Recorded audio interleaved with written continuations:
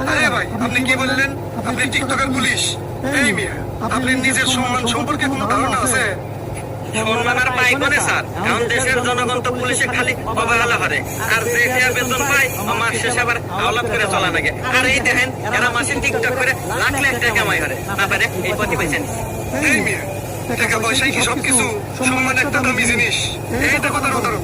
10 বার কান ধরে উঠবাস করালাম, আবার কি মুরগিটা মনে দেওয়ালাম। চাইলে তোমাকেও দিতে পারতাম। দেয়নি কেন জানো?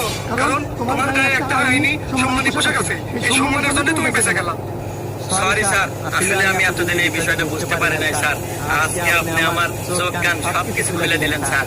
আমি আজকে বুঝতে পারলাম যে সম্মানী ব্যক্তিদের সম্মানী ব্যক্তিরাই সম্মান দেয়।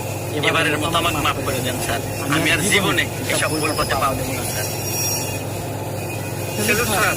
স্যার, আমাকে ক্ষমা করে দেন স্যার। আমি মূর্খ মানুষ বুঝতে পারলাম স্যার যে আপনার এই পোশাকের